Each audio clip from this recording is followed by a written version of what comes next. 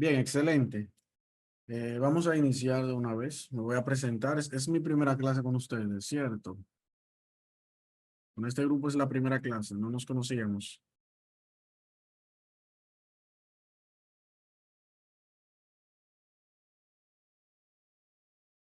Oh, qué bien, qué bien. Si ya ustedes dieron genética,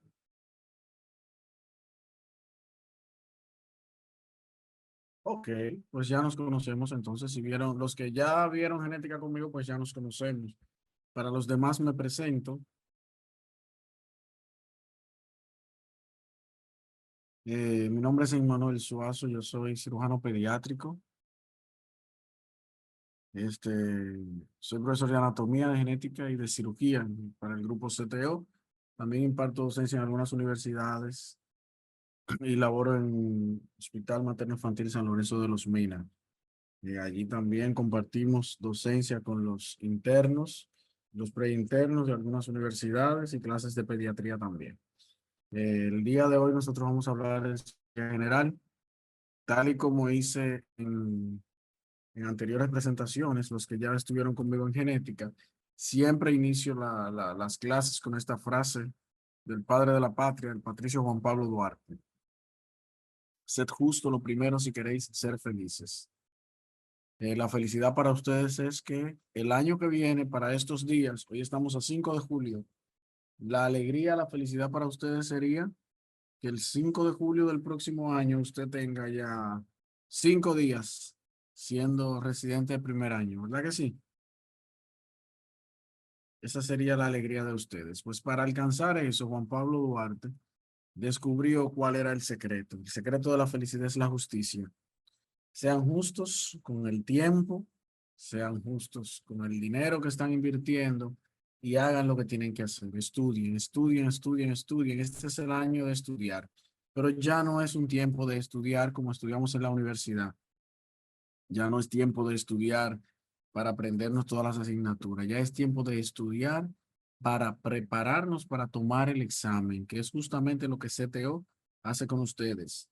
No es enseñarle, hoy yo no puedo enseñarle a ustedes la cirugía que aprendieron en una asignatura y en varias rotaciones. No puedo. Sí puedo enseñarle cuáles son los temas más importantes, los temas más preguntados en exámenes de lengua anteriores. Entonces, esa parte sí es lo que nos toca este año. Por eso, estudien y llévense de lo que CTO les va diciendo. CTO les va guiando de la mano como si fueran unos bebecitos aprendiendo cómo hacer las cosas. Cuando les diga a Francis, por ejemplo, que tomen simulacros, tomen los simulacros. Tomen los simulacros, a examinar siempre digo que se aprende examinándose. Entonces tomen sus simulacros, una y otra vez, tomen sus simulacros. Hay un momento en el que la página incluso les permite a ustedes crear los simulacros. Háganlo, háganlo, háganlo hasta que usted saque 100 en todos los simulacros que tomen. ¿Ok? Ese es el secreto de la felicidad. Su felicidad es ser residente, pues haga lo que tenga que hacer, sea justo con eso, sea justo con el dinero que está invirtiendo y llévese de nosotros. Y créame que el año que viene usted no solamente estará en la residencia, sino que como vimos la semana anterior, quizá usted premiado como una de las mejores notas o la mejor nota del ENUR. Bien, vamos a continuar. ¿Saben qué lugar es este? ¿Quién me escribe por el chat? Los que vieron genética conmigo y los que hoy me están conociendo, esto no es una conferencia magistral. Esto es una clase en la que estamos recordando conceptos que ya conocemos y que vamos a aprender técnicas para fijar esos conocimientos. Entonces, deben participar en el chat. No importa que yo los sancione, que yo les ofrezca horas para cuando sean residentes, que se las voy a hacer cumplir, obviamente. Usted opine en el chat, aunque diga un disparate, no importa, ¿ok? Ese es el Olimpo. ¿Y por qué es el Olimpo? Muy bien, Yuferlin Rojas. El Olimpo es porque es el lugar donde vivimos nosotros los cirujanos, los dioses de la medicina. Muy bien, el día de hoy, y me perdonan los clínicos, ¿eh? Nada, la vida es así. Entonces, hoy vamos a hablar de cirugía. Por eso está el Olimpo ahí, por eso están los dioses, que somos nosotros los cirujanos. Ya, no me voy a dar más bombo, perdón, ya, continúo. Eh, miren, estadísticamente, cirugía es una de las asignaturas que más se preguntan. Alrededor del 16 al 17% de todo el examen, eso varía entre años, pero casi siempre ese es el porcentaje. Hay ocasiones, Rosa, hazme el grandísimo favor, y que los internistas son los dioses, hazme el favor, Rosa. Señores, bloqueen a Rosa. Seguimos. El, casi todos los exámenes, por lo menos 20 preguntas son de cirugía. Por eso cirugía es tan importante, es muy larga. Miren todos estos temas que nosotros se supone debemos evaluar o de lo que nosotros tenemos que trabajar durante este año de preparación que nos queda. Bueno, realmente es menos de un año, el examen es en marzo. Menos de un año de preparación, temas que tenemos que tocar. Generalidades de cirugía, introducción al acto quirúrgico, infecciones quirúrgicas, trauma, quemaduras, cicatrización de las heridas, complicaciones quirúrgicas, el shock en el paciente quirúrgico, cómo manejar ese shock. Son preguntas claves en el examen. Vigilancia del paciente quirúrgico, tumores de cabeza y cuello, no son tan preguntados, pero sí son preguntados. Tiroides, pared torácica, lesiones de la pleura, lesiones de pulmón, mediastino, que tenemos que hacer incluso un repaso anatómico del mediastino, que lo vamos a hacer en cirugía y también lo vamos a hacer cuando hablemos de anatomía por la importancia que tienen. Lesiones del corazón, esófago, hernia de la pared abdominal, lesiones de estómago, duodeno, intestino delgado, colon, recto y ano, abdomen agudo, apendicitis, hígado y vías biliares, vasos, enfermedades arteriales, enfermedades venosa linfática, cirugía pediátrica, que es la más bonita de todas, y cirugía de las extremidades. Todo eso se supone que nosotros en este tiempo de estudio de cirugía debemos repasar. Hay preguntas claves, hay temas claves que se los hemos marcado incluso en el manual que le dicen a usted, ojo con esto. Y lo que, muy bien, Reina, usted tiene razón. Ahí sí, Reina Hernández. Y obviamente, eh, dentro de esos puntos van a ver en la presentación algunos acápites que están en rojo. Estar en rojo, ¿qué significa? Que yo lo bajé de Wikipedia y se me olvidó darle formato. No, están en rojo porque han sido preguntadas, algunas una vez y otras en múltiples ocasiones de los exámenes en UR. Y recuerden que nosotros estamos preparándonos ¿para qué? Para examinarnos. Entonces, ese debe ser el enfoque. Ahora yo no me puedo enfocar en que tengo que aprender de cero. Bien, de ahí la importancia de la base con la que venimos y las estrategias que nosotros le vamos a brindar, les vamos a brindar para que puedan esas bases poderlas potencializar. Bien, entonces, vamos a empezar con generalidades. Quizás usted dirá, bueno, está de más, pero que todo el mundo lo sabe, pero no lo vamos a asumir, sino que vamos a empezar de cero. Sin duda alguna, para todo paciente quirúrgico, para todo paciente que será sometido a cirugía y sobre todo aquellos pacientes que van a ser sometidos a cirugías electivas, porque ya vamos a tomar un acápite exclusivo para cirugías de emergencia o por lo menos cirugía de trauma. Pero todo paciente que va a ser llevado a cirugía, hay dos elementos que no pueden faltar. Y esos dos elementos están reunidos en una sola cosa, que es la historia clínica preoperatoria. Historia clínica preoperatoria. Y como bien es sabido, la historia clínica consta de dos partes, que es la anamnesis y el examen físico. Luego los paraclínicos, que sería por nuestra segunda parte. Anamnesis, examen físico. ¿Cuáles cosas debo preguntar y cuáles cosas debo tomar en cuenta en el examen físico? Viene pregunta, porque acuérdense que es a examinarse que van a aprender hoy. Viene pregunta. ¿Qué porcentaje del diagnóstico del paciente representa la historia clínica? Muy bien, entre un 80 y un 85%. No, alguien puso 50 por ahí, ni vi. ¿Están activos ustedes? Espérense, despacio, despacio. Ya, ya, ya, ya. Caramba, pero estos R1 están en la cosa. Ya yo veo, yo no voy a poner tantas horas hoy. De un 85, un 80, 85%. Algunos son más eh, drásticos o más arriesgados y le acreditan a la historia clínica hasta un 90%. Es muy importante.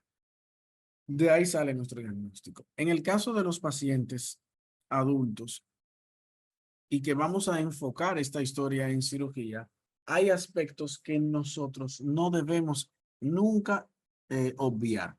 Claro, la anamnesis consta desde el nombre, edad, lugar donde habita, lugar de donde proviene y todo eso que nosotros ya conocemos. Pero para enfocarlo en el aspecto quirúrgico, es importante que nosotros veamos esto que hemos colocado acá. Déjame ver dónde está el puntero para que se vea más bonito el asunto este. ¿Dónde está el puntero de PowerPoint? No lo encuentro.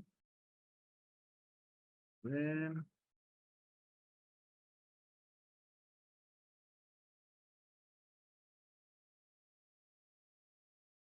vale, no. Bueno, no lo encontré, pero no importa. Eh, les decía, ¿cuáles serían esos? Por ejemplo, historia de alergia a medicamentos. Eso es esencial en un paciente que va a ser llevado a cirugía. Hábitos tóxicos, patologías cardiovasculares. No es lo mismo una persona hipertensa que yo vaya a llevar a cirugía o una persona cardiópata que yo vaya a llevar a cirugía que una persona que no tenga esa base patológica. Coagulopatías. No es lo mismo yo llevar un paciente hemofílico a cirugía que un paciente que no tenga ninguna coagulopatía. ¿O me equivoco? Quiere decir que un paciente tenga una de estas patologías, eh, por ejemplo, pacientes asmáticos, muy bien en Medina, que caería dentro de pacientes que tengan antecedentes de enfermedades respiratorias, muy, muy importante. Fíjense que todavía estamos nosotros haciendo prueba de COVID a todos los pacientes que van a ser llevados a cirugía. Eh, Quiere decir que el hecho de que el paciente tenga una de estas patologías no se va a operar. Son contraindicaciones absolutas estas entidades patológicas como las coagulopatías, las enfermedades cardiovasculares, las enfermedades respiratorias. No muy bien como están diciendo en el chat. No, no son contraindicación.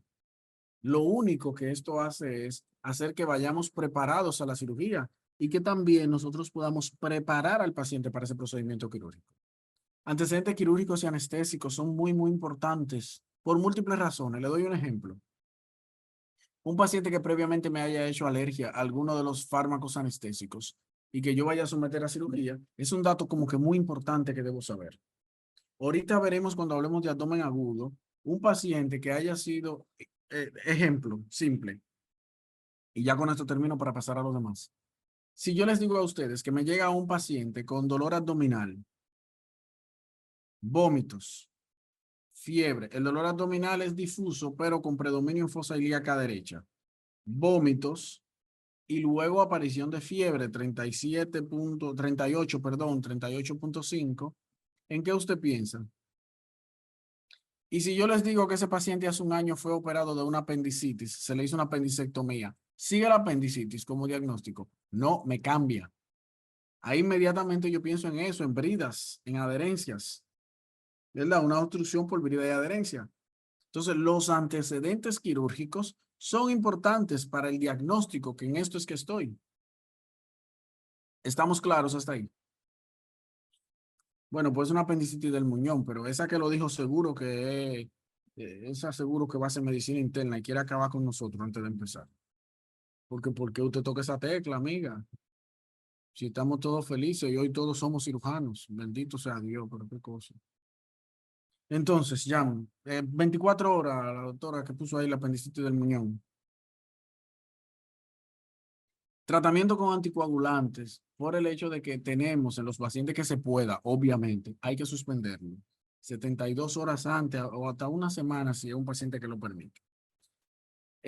Una vez que yo hago mi anamnesis y mi examen físico detallado de cabeza a pies, tomando consideración exclusiva, no exclusiva, tomando consideraciones especiales en los aspectos quirúrgicos o en los sistemas, órganos que van a ser intervenidos, pues entonces nos vamos a los paraclínicos esenciales.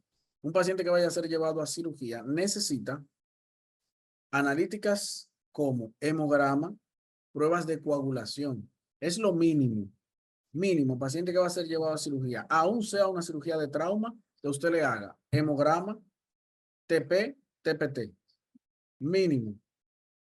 Si pudiera hacerle, dependiendo del procedimiento quirúrgico, un cruce sanguíneo sería lo ideal. Con esas tres cosas, usted se va a Roma, a Pekín, a Afganistán, hasta Corea del Norte y opera lo que usted le dé la gana. Por lo menos esas tres. Ok, no se les puede olvidar. Que dicho sea de paso, está de rojo en la presentación. Eso quiere decir que ha sido una pregunta cuestionada en múltiples ocasiones en el examen en UR. Claro, la tipificación cuando vayan a hacer el cruce. Muy bien, Angelín Frías. Menos 12 horas, Angelín. Rancel y Carol García preguntan que si no es importante hacer virus. Mis hijos, todos los pacientes, no son necesarios. En una cirugía de emergencia, no es necesario hacer pruebas virales. Es importante, mas no es necesario. ¿Qué tenemos nosotros que hacer?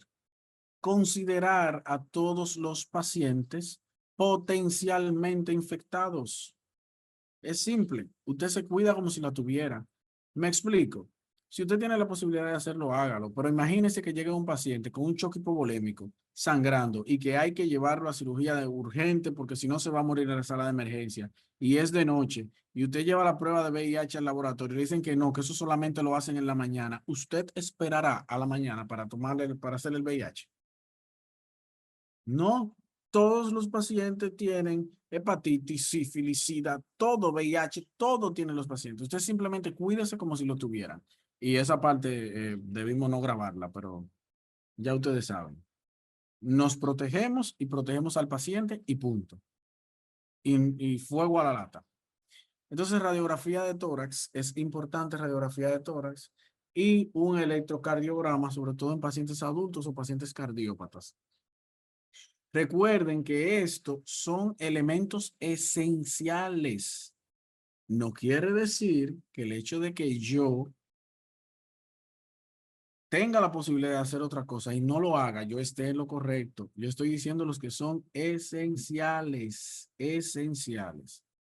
Con esto yo llevo un paciente a cirugía. Si no tengo esto, es muy cuestionable que yo lleve a un paciente a una cirugía. Bien, hasta ahí estamos claros. Seguimos entonces. Miren, otro aspecto importante del paciente es la monitorización del paciente que va a ser llevado a cirugía. Aprenderán, o quizás ya lo han visto en hospitales, si tuvieron la oportunidad de rotar en hospitales de tercer nivel o de segundo nivel en quirófano, que hay una hoja que ha establecido el Servicio Nacional de Salud y el Ministerio de Salud Pública, que es la hoja de cirugía segura, que es una hoja de verificación de los pasos que se dan antes, perdón, y después del procedimiento quirúrgico. En esos tres momentos importantes de toda cirugía. Sin duda alguna, la verificación de todo lo que se hace antes de la cirugía es esencial. Y mucho de ello está ligado al aspecto de la anestesia. Hay varias formas de usted aplicar la anestesia al paciente para lo que son anestesiólogos. Están los bloqueos, que pueden ser regionales, que pueden ser locales, pero sin duda alguna el reto mayor lo implica la anestesia general. Anestesia general que, por ejemplo, en mi caso, que opero niños, es fundamental porque es la que se le da prácticamente a todos. Es muy raro utilizar bloqueos en niños, sino que se le da anestesia general.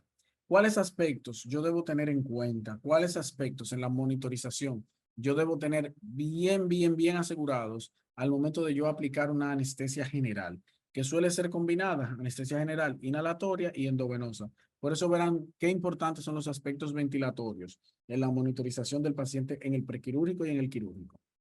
Primero, la oxigenación. Y cuando hablamos de oxigenación, espérense, alguien ha puesto ahí en el chat el consentimiento informado. Eso, sin eso no se opera. ¿Ok? Usted le hace hemograma, tiempo, consentimiento informado y después todo lo demás. Sin el consentimiento informado, no opere a menos que usted tenga consentimiento informado o autorización legal del centro. Que lamentablemente, pues ya hemos tenido que ponernos bien agrios con eso, ¿eh? Gracias a quien lo dijo en el chat. Aisha fue que lo dijo. Bueno, Aisha, menos 5 horas, que 20 horas, ni 20 horas, hágame el favor. Repítese, R1. Volviendo a esto. La concentración de oxígeno, importante. La oximetría de pulso, esencial.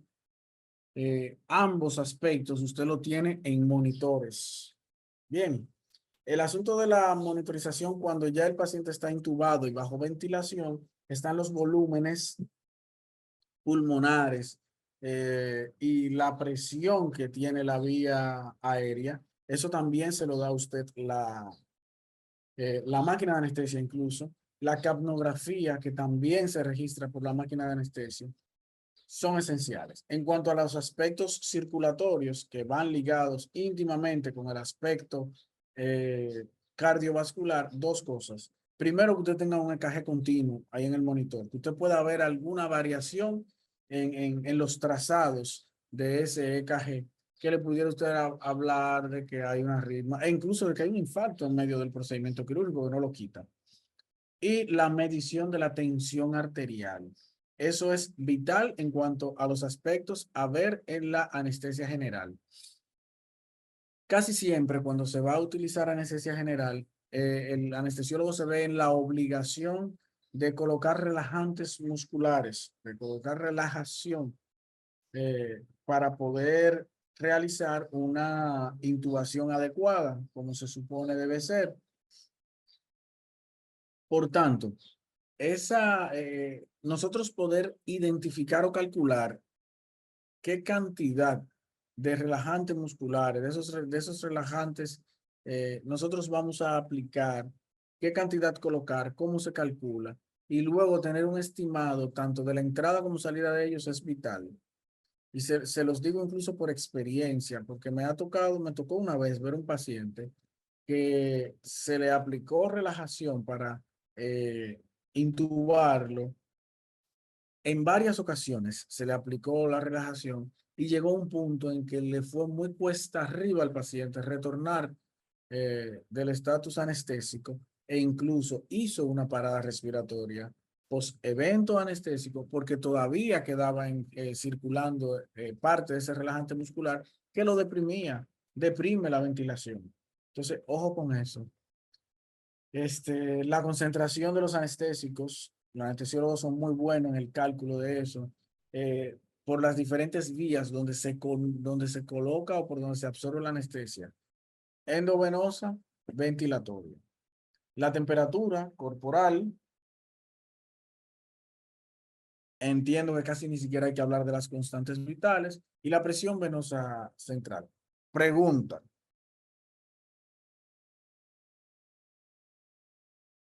¿Dónde medimos la presión venosa central?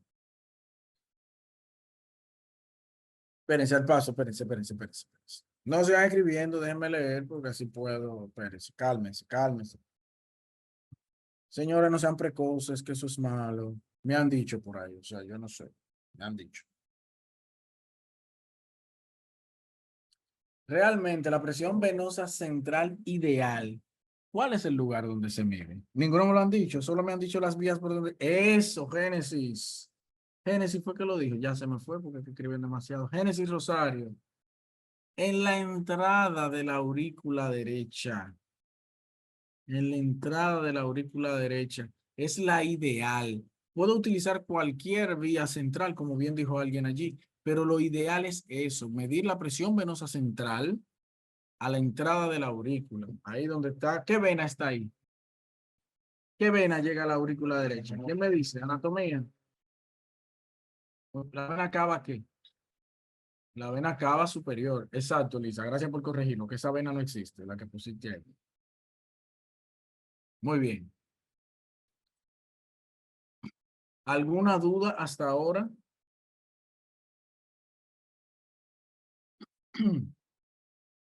Miren, uno de los retos más importantes en la vida de todo médico es mantener la homeostasis. Ustedes saben bien lo que es la homeostasis. Para nosotros poder mantener ese equilibrio fisiológico, lo primero que tenemos que entender es cómo se realiza en nuestro cuerpo el intercambio de aguas y electrolitos. ¿Qué cantidad de agua, qué cantidad de electrolitos, dónde están esos electrolitos, cómo los pierdo, cómo los puedo recuperar, las vías de pérdidas habituales o fisiológicas que nosotros tenemos? Eso es esencial, tanto para el manejo de los fármacos como para el manejo propio de las cirugías. Lo primero para nosotros es saber qué porcentaje de agua corporal representa en el peso total de un individuo el agua o los líquidos, valga la redundancia. En el caso de los fetos, porque eso va a depender de la edad. En la vida intrauterina nosotros somos 100% agua. Una vez que nace el bebé, tanto el recién nacido como el lactante, posee alrededor de un 50%, de un 80, perdón, por ciento de agua. El total de su peso corporal es eso, agua. En los prematuros incluso es más alta, es un 90%. En el caso de los adultos representa entre un 70 y un 60%. Y los ancianos ya están 50-50. 50% agua, 50% de masa corporal. Obviamente, ese cálculo tú lo haces primero ese cálculo es estándar. Eso lo sabemos de forma estándar, pero saber, por ejemplo, el índice de masa corporal es esencial para ello. Otros autores hablan de que, por ejemplo, en el caso de los hombres, el porcentaje de agua es entre 5 y 10% mayor al porcentaje que tenemos en mujeres, lo que representaría que los hombres serían entre un 55 y un 60%, mujeres sería entre un 50 y un 55. ¿Claros con eso? Ah, bueno, me parece que alguien lo puso ahí en el chat. Juan Daniel, Juan Dariel y Lisbel. No sean precoces, Lisbel y Juan Daniel, que son malos.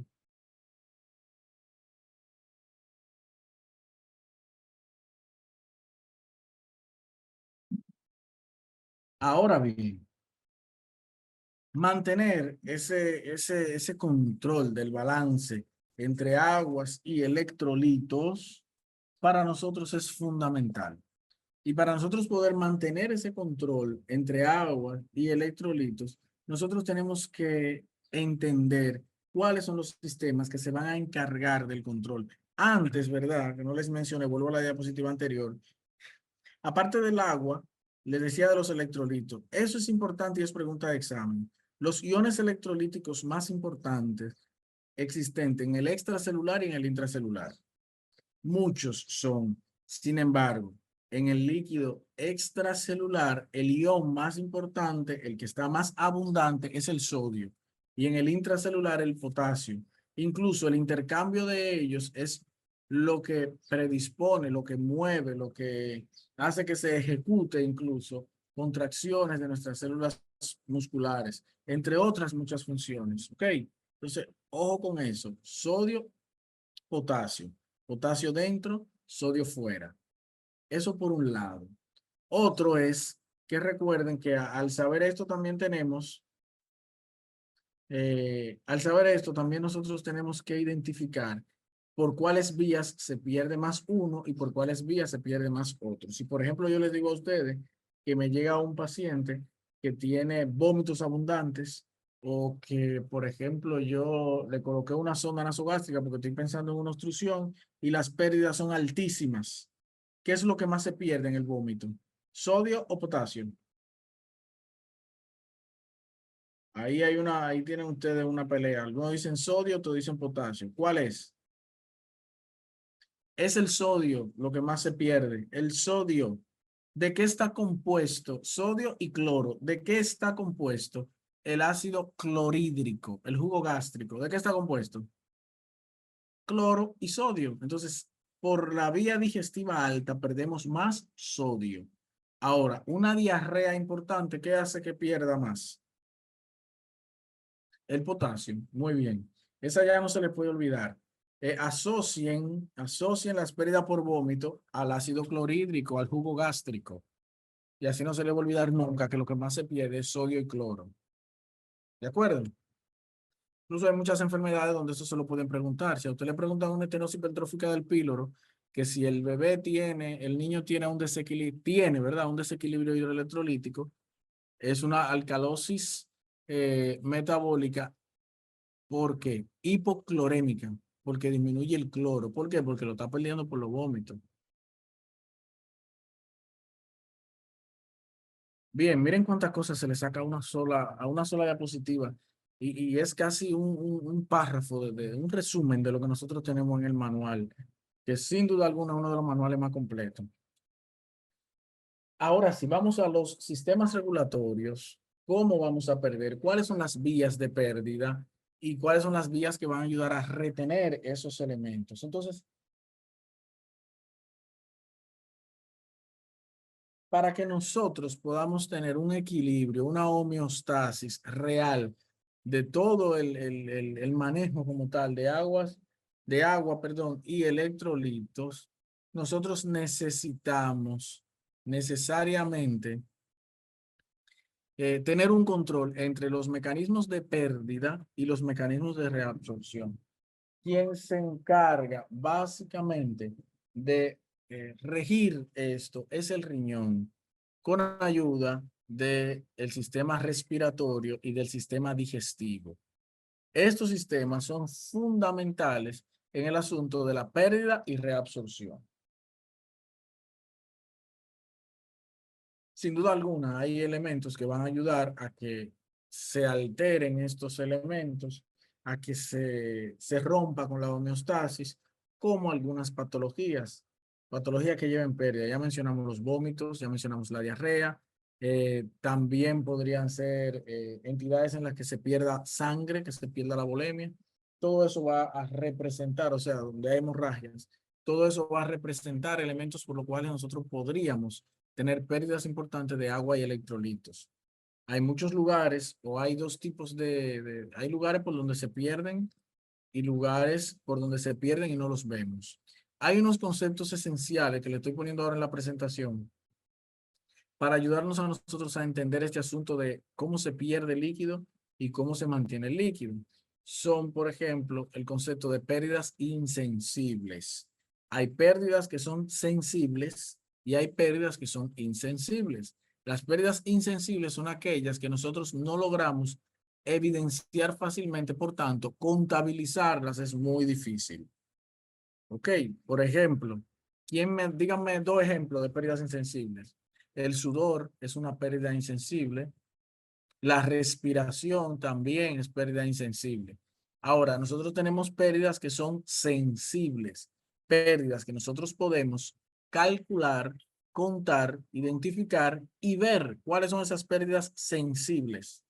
Orina, heces, son pérdidas sensibles. ¿Entienden la diferencia entre una y otra? Entonces, en atención a esas posibles pérdidas, nosotros tenemos dos tipos de hidrataciones que van a tratar de manejar esos elementos de pérdida, que son los líquidos que se colocan de mantenimiento y los líquidos que se colocan como reposición. ¿Cuáles son esos? Por ejemplo, los de mantenimiento, lo que van a ayudar a que nosotros nos mantengamos en el metabolismo normal, en el basal. Esos líquidos van a hacer que se va a resultar, pues, del cálculo o de la relación entre las pérdidas sensibles y las pérdidas insensibles en pacientes que no tienen patologías de grandes pérdidas. Pacientes que tienen patologías, por ejemplo, un paciente que no tiene una patología obstructiva, un paciente que no tiene una patología en la que necesariamente tenga yo que abrir cavidades, grandes cavidades, es un paciente que lleva líquido de mantenimiento y punto. Un paciente que no me esté perdiendo por débito de sonda, que no esté sangrando, un paciente que le coloco líquido de mantenimiento. Ahora bien, los líquidos de reposición son aquellos que van a buscar recompensar las pérdidas que nosotros tenemos por otros estados. Por ejemplo, en un ayuno prolongado. Sucede con mucha frecuencia, lamentablemente, que usted cuadra o coloca a un paciente en ayunas para operarlo 8, 9 de la mañana, 6 de la mañana, y resulta que hay varias emergencias o al paciente le falta algo y usted termina operando a ese paciente a las 2, 3 de la tarde, pero está en ayunas desde el día anterior a las 9 de la noche. Ese es un paciente que ya tiene un ayuno prolongado, lo que va a predisponer a muchos aspectos que hasta cierto punto son patológicos. Por ejemplo, ese paciente me puede hacer hipoglicemia, pero ese paciente me va a hacer una acumulación de cuerpos cetónicos por ese ayuno prolongado. Entonces, los líquidos de reposición van a buscar evitar esas complicaciones asociadas al ayuno. Algunos estados patológicos. El paciente obstruido, que les decía ahorita, tiene un vólvulo, tiene una sonda nasogástrica, pero me está perdiendo por la vía digestiva 400 ml por hora. Eso que está perdiendo, yo tengo que reponerlo y para ello yo debo conocer la composición de ese líquido que estoy perdiendo para reponer en base a ese líquido que estoy perdiendo. ¿Ok? ¿Qué más? Pérdidas a un tercer espacio. Un paciente que tiene una perforación intestinal y ese líquido se me está fugando a peritoneo. Un paciente que tiene cualquier trauma o proceso infeccioso y me está haciendo un derrame pleural, me está perdiendo líquido a un tercer espacio. Ok. Pacientes que tienen sangrados importantes, un paciente que yo tengo que reponerle con líquidos hasta que consiga la sangre, que reponerle la sangre. Porque recuerden que la sangre se repone con sangre. Pero un paciente que está en un choque hipovolémico, y ahorita veremos esos signos de choque hipovolémico, y yo necesito necesariamente ir reponiendo hasta que pueda conseguir la sangre.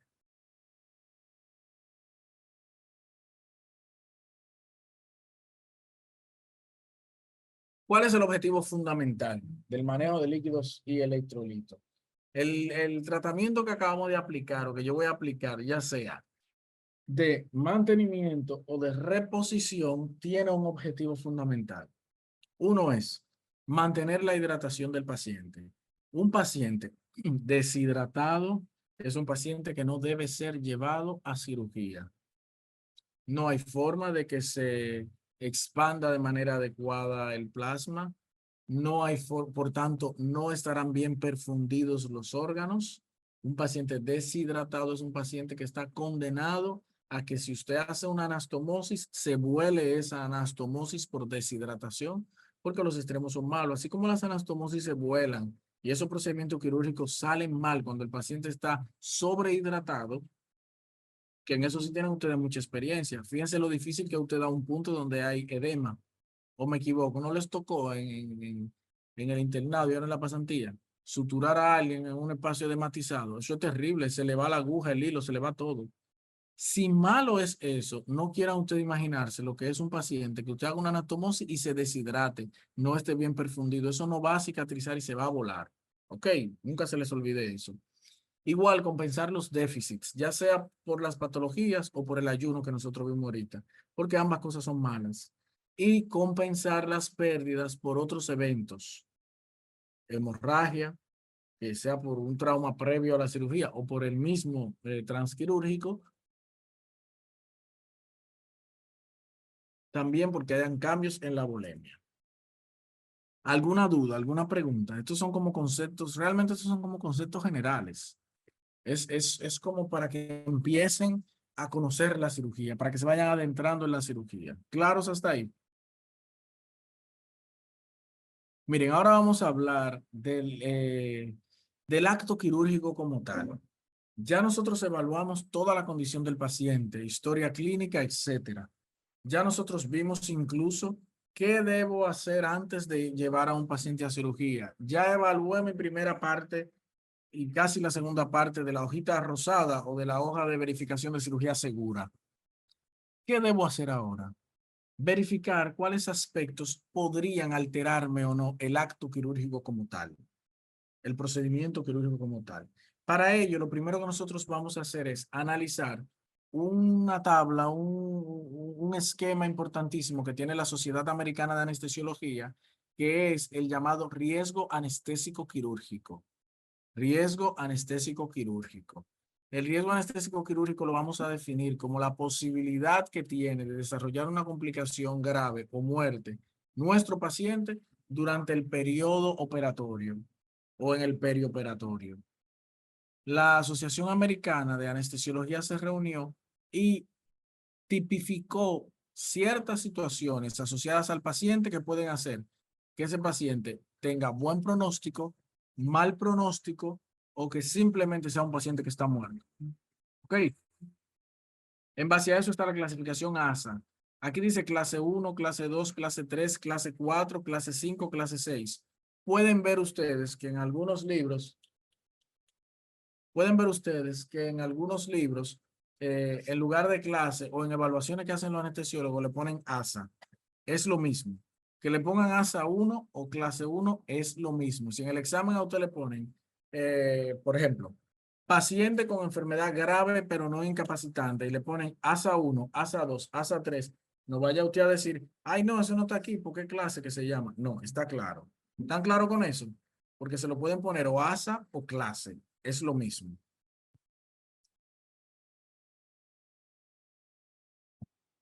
Entonces, el paciente ASA 1 o clase 1 es un paciente completamente saludable. Paciente que no tiene ninguna enfermedad, que está en una etapa de su vida atlética, joven, sin enfermedades. Un paciente clase 2 es aquel que tiene una enfermedad sistémica leve, que está controlada y que no lo incapacita. ¿Quién me da un ejemplo de una persona así? Bien, un paciente que tenga una hipertensión arterial grado 1, que esté controlada, no pasa nada. Llega a su consulta un individuo de 25 años y le dice que él era asmático cuando chiquito, que cuando ustedes den asma se darán cuenta que no es de que usted es asmático cuando chiquito, usted siempre es asmático, lo único que hace es un periodo de ventana de la adolescencia a la vejez, porque las crisis principales se dan en los extremos de la vida. Pero volviendo a eso, ese paciente así, eso es un paciente que usted dice, bueno, es un clase 2.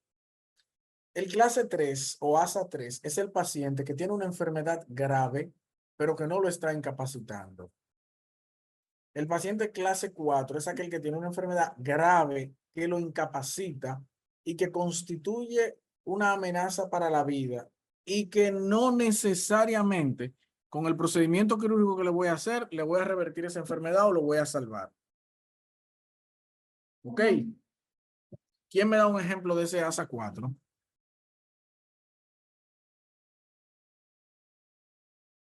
Un paciente con insuficiencia cardíaca, pero háblame de otras entidades quirúrgicas per se. Un paciente que tiene un CA, que ya ese CA, por ejemplo, ha hecho metástasis. Yo lo abro y qué sé yo, un CA de ano recto o de cabeza de páncreas. Wow, qué cruel, cabeza de páncreas puso alguien ahí. Bien, un trauma craneal. Clase 5 es el paciente que tiene una enfermedad terminal. No se espera que con más de 24 horas, que ese paciente vaya a durar más de 24 horas, con o sin tratamiento quirúrgico. El anterior, la cirugía, no me aseguraba que yo podría salvarlo, porque yo podría corregir esa enfermedad. Yo lo opere o no lo opere, en 24 horas se va a morir. O menos. La cirugía sería como un acto heroico. No, la muerte cerebral no. La muerte cerebral entra en la última de las clases, que es el ASA 6. ASA 6 es el paciente que tiene la muerte cerebral ya diagnosticada mediante las dos únicas formas de usted diagnosticar legalmente, ¿verdad? Porque usted lo puede hacer. Si el paciente no tiene reflejo del tallo, usted sabe que tiene muerte cerebral. Pero legalmente usted necesita una de dos métodos diagnósticos para hacerlo. ¿Cuáles serían esos dos métodos diagnósticos que te dicen a ti si hay muerte cerebral? Que tenga un electroencefalograma, ¿verdad? Que le diga que no. ¿Y el otro cuál es? Glasgow pupila no, para nada, para nada. Deme más. El electroencefalograma. ¿Y cuál es el otro? Tampoco, tampoco, no la resonancia, tampoco, tampoco la prueba de apnea, tampoco el Glasgow. Le estoy hablando de aspectos legales. Esa línea isoeléctrica usted la va a ver en el electroencefalograma. Un Doppler transcranial que le diga a usted, mire, ahí nada se está moviendo. Ahí no hay una sola arteria dando sangre. Esto llegó al fin. Un Doppler. Cero flujo cerebral. Eso le dice a usted que hay muerte cerebral. Entonces, entendimos la clasificación ASA. Hay preguntas en el examen de la clasificación ASA y como tenemos clase hoy y mañana, antes yo les iba haciendo las preguntas de una vez. Lo que voy a hacer es, lo que hice fue que tomé todas las preguntas y las agrupé en una especie de repaso, lo que implica que mañana cuando terminemos la clase, vamos a tratar de darle un poquito rápido, cuando terminemos la clase, yo les voy a dar un examen de todo lo que vimos hoy y lo que vamos a ver mañana. O sea que hay muchas preguntas. Miren, hay otros factores de riesgo que tenemos que tomar en cuenta a la hora de preparar al paciente para la cirugía, que nos va a decir a nosotros si ese riesgo o ese ASA, por ejemplo, me va a aumentar o me va a disminuir. Lo primero son los pacientes que están en los extremos de la vida, la edad. Los niños y los ancianos, usted por su edad ya le sube un ASA. ¿Me explico? Todos los ancianos y todos los niños mínimo son ASA 2. Mínimo son ASA 2. Un niño sano que no tiene nada y que usted lo ve, no, ese está perfecto, pero no mentira, tiene 2 años de edad. Tiene muchos sistemas inmaduros que pueden aumentar el riesgo en la cirugía. ¿Ok? La urgencia quirúrgica no es las embarazadas, por ejemplo. Muy bien, Alba. La urgencia quirúrgica no es lo mismo que yo vaya a cirugía electiva preparando a mi paciente, que yo le haya hecho hemograma, tiempos, que yo haya hecho químicas, por ejemplo, pruebas hepáticas y sepa que su hígado está bien, que haya hecho pruebas renales que sepa que el riñón está bien, que a este individuo yo le haya enviado a una consulta cardiovascular y que el cardiólogo me haya dicho que el cardiólogo le haya hecho un ecocardiograma y me diga que todo está bien, a un paciente que me llegó con una herida de bala a la emergencia que yo no conozco y que simplemente yo pueda hacer un hemograma y no tiempo. Yo no sé cómo está ese riñón para depletar, por ejemplo, los fármacos anestésicos que se le coloque. Yo no sé cómo está el hígado para metabolizar lo que le estoy dando. ¿Entienden eso? Entonces, esa urgencia quirúrgica necesariamente se convierte en un riesgo para mi paciente por encima del riesgo ya clasificado por el ASA del paciente. Lo otro es la duración de la cirugía. A mayor cantidad de tiempo quirúrgico, mayor probabilidad de que ocurran desequilibrios hidroelectrolíticos y desequilibrios metabólicos, lo que hará que necesariamente mi cirugía se vuelva más riesgosa. Existen también, ¿entienden eso? Perfecto. Existen también algunos tipos de cirugías que necesariamente representarán un riesgo mayor. Bueno, repito, Reina Hernández, repito. La duración de la cirugía, de eso me pides que repita.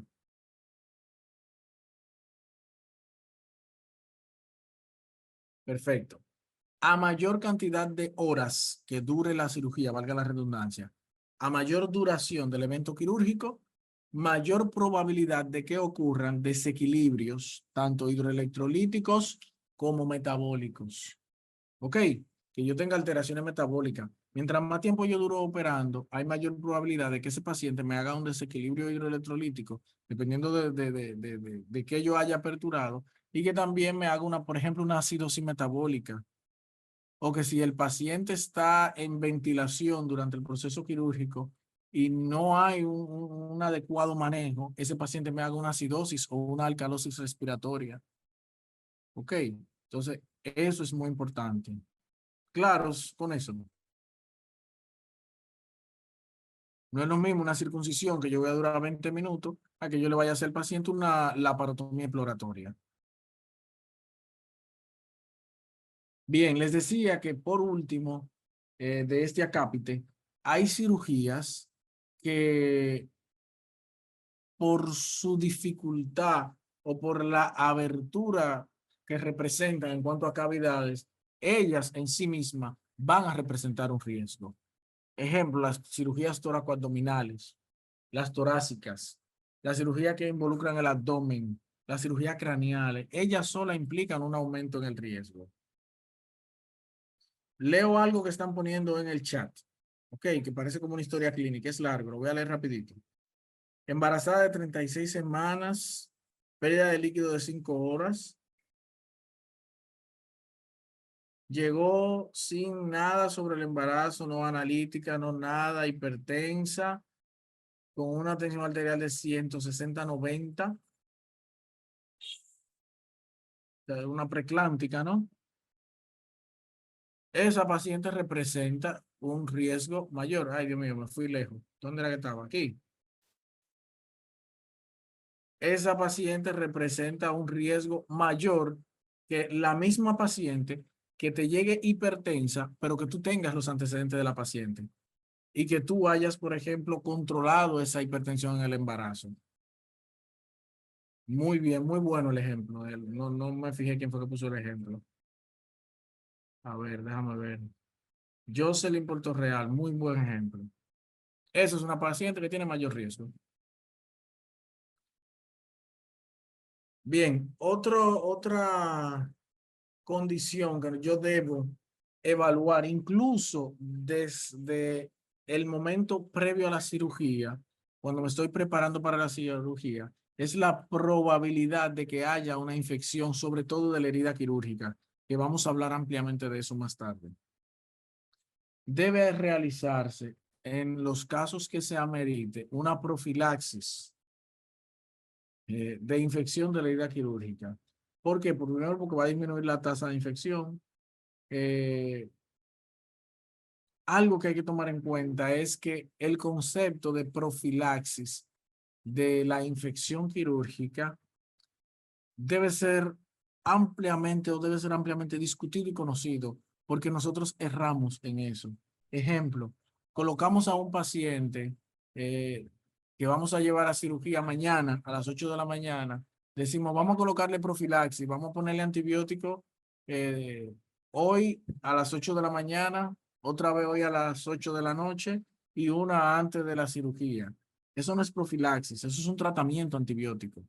Cuando nosotros hablamos de profilaxis, por definición, es la colocación de una dosis de antibiótico inmediatamente previo a la incisión de la piel. El mismo anestesiólogo le dice al cirujano, ¿vas a incidir? O el cirujano le dice, voy a incidir, espérate, déjame colocar el medicamento. ¿Ok? Alcobera, ustedes lo que van mucho a quirófano, ¿verdad que sí?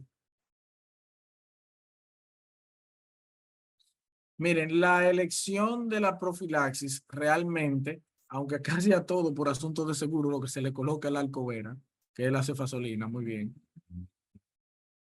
va a depender realmente del grado de contaminación. Y esto a usted, 30 minutos no, Isa, 30 minutos no, y eso es importante aclararlo. La profilaxis se hace inmediatamente previo a la incisión quirúrgica, porque es que realmente el proceso infeccioso no te va a empezar inmediatamente y tú no vas a controlar los gérmenes que están en la piel, más que con una buena asepsia y antisepsia. Y esto es por si se te escapó algo y ese germen por más agresivo que sea, en los primeros minutos no te va a hacer nada, en las primeras horas no te va a hacer nada. Entonces no haces nada, nada, nada con colocarle antibiótico muchas horas antes, ni siquiera 30 minutos antes. ¿Ok? Entonces, esto es una tablita que ustedes se saben muy, muy bien. ¿Por qué yo sé que ustedes se la saben bien? Porque en el internado de cirugía eso se lo preguntan a todos. En todos los hospitales de aquí preguntan eso. ¿Cómo se clasifican las heridas en función al grado de contaminación? Y todo el mundo sabe que son limpias, limpias contaminadas, contaminadas y sucias. ¿O me equivoco? Todos al hospital que ustedes fueron, rotaron por cirugía y no le preguntaron ese, no vuelva a ese hospital. Si no se lo preguntaron, por ahí no pase.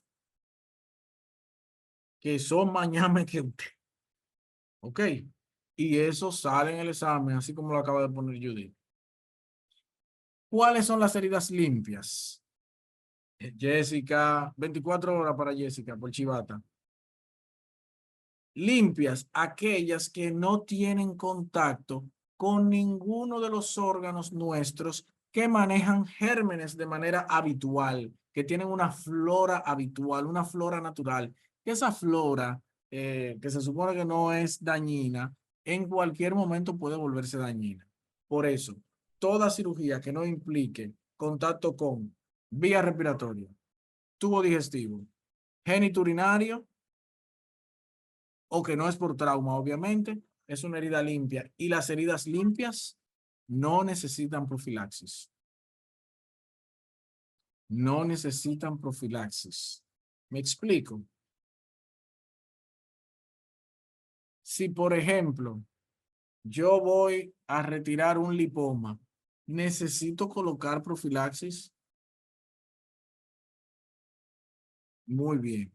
Una herida limpia contaminada es aquella en la que yo voy a abrir cualquiera de esos sistemas que están infectados, pero de manera controlada. Y ahí les voy a dar otro ejemplo. Apertura uno de estos sistemas, pero de manera controlada. Yo tengo un paciente que yo voy a realizar una cirugía intestinal. Por ejemplo, yo voy a hacer un, a ver, qué sé yo, que un cierre o algo así, que yo voy o una cesárea, ¿verdad? No, no necesariamente, pero por ejemplo, una colecistectomía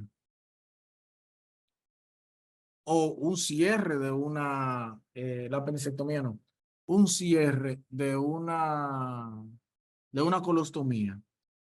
Ese paciente yo lo sometí, como se hacía antes, pues ya no se suele hacer así. A ese paciente yo lo sometí a una hernia. A ese paciente yo lo sometí a lavados colónicos, le puse enema, a algunos hasta se le pone metronidazol en días antes de la cirugía, o sea, se hace de todo. Ese paciente es una cirugía hasta cierto punto contaminada, porque yo voy a aperturar o voy a trabajar en la vía digestiva, voy a trabajar en colon, pero se supone que ese colon está limpio. Entonces eso sería una herida limpia contaminada. En el caso de una herida contaminada sería aquella en la que yo tengo salida de contenido de uno de esos sistemas. Ok, como por ejemplo, si yo voy a trabajar en tráquea, si yo voy a trabajar en esófago, bien, o en estómago. ¿Por qué? Porque, o en el colon, sin, un colon que se supone está hasta cierto punto limpio, ¿eh? O una citoscopía. Muy bien. Esas son heridas contaminadas y esas heridas necesitan profilaxis. Ahora bien, en el caso de las fracturas, mi estimado, el que preguntó ahí, fracturas abiertas, usted la va a considerar como una herida contaminada. ¿Sabe por qué?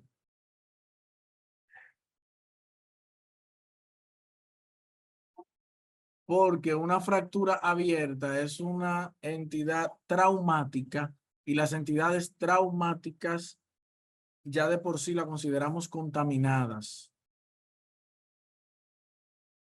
Contacto con el exterior de una entidad de una estructura eh, que es traumática. Siempre que las heridas sean por trauma, ya eso automáticamente nos convierte la herida en contaminada. ¿Qué podría ser, por ejemplo? Que sea sucia.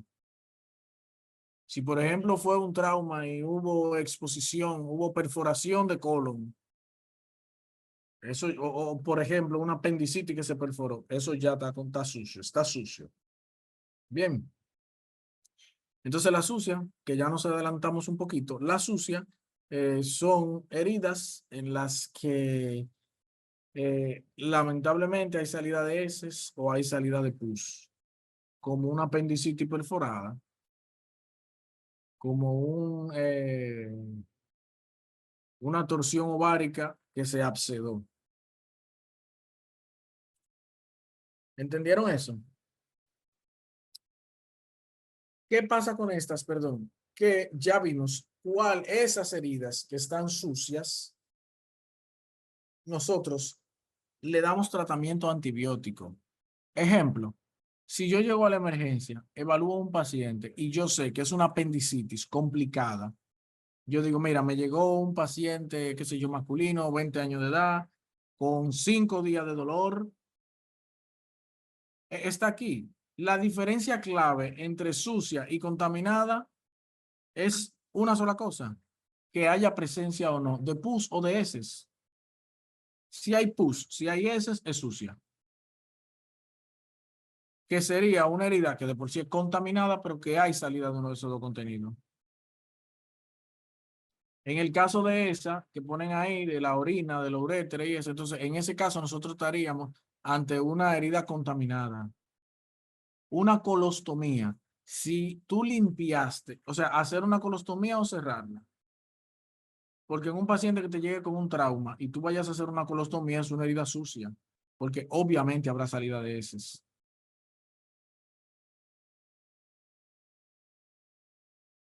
Lo importante de esto es para saber si yo pongo profilaxis, si no pongo nada o si instauro un tratamiento. El ejemplo que les decía es, si yo llego a la emergencia, evalúo a un paciente que tiene 5 días de dolor abdominal, luce tóxico el paciente, 5 días de dolor abdominal, una peritonitis tan importante que me da un signo de irritación peritoneal clave, que no puedo ni evaluar el paciente, no puedo tocarlo, un abdomen en tabla, vómitos importantes, fiebre alta, veo el hemograma, una leucocitosis, 25.000 blancos con 90% de neutrófilo. El paciente ya está distendido. Ese paciente, yo le puedo poner manejo antibiótico. Es más, yo debo colocarle manejo antibiótico. Yo no me puedo dar el lujo de llevarlo a cirugía pensando que, ay, bueno, dolor abdominal, eso puede ser cualquier cosa, déjame yo ponerle Alcovera cuando lo vaya a operar. No, no, no. Ese paciente necesita que usted le ponga mínimo ceftriaxona y metronidazol. Que usted le ponga un antibiótico que le cubra gran negativo, gran positivo y que también le cubra los gérmenes anaerobios que van a ser propios de cualquier perforación intestinal. Miren, el asunto de la profilaxis, realmente se utiliza cefazolina en la mayoría de los casos, pero depende mucho de la institución hospitalaria y en nuestro país, aunque ustedes no lo crean, depende mucho de qué le cubra el seguro al paciente con respecto a ese asunto de la profilaxis que se coloca al paciente. ¿Ok? Y los antibióticos pues dependerán de la patología. Pero en nuestro país, si se lo ponen en el examen, lo más usado es la cefazolina.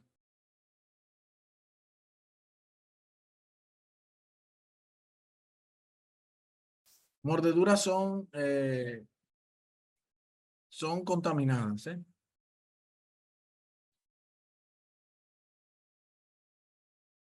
Señores, Rosa Vargas es del grupo de los enemigos, esa es auditora.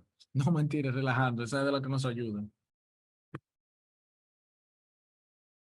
Miren, vamos a hablar de las infecciones quirúrgicas. Este es un tema sumamente interesante. Yo sé que también se lo preguntaban mucho a ustedes en los hospitales cuando rotaron por cirugía. Dios mío, pero el tiempo se va volando y yo vi que la publicación decía que era de 6 a 8, pero yo no creo que terminemos a las 8, ¿eh? Nos vamos a correr un chin hoy para poder mañana hacer lo que les decía de las preguntas, ¿eh? Que para mí es muy, muy importante hacerles examen a ustedes, ver si entendieron o no entendieron.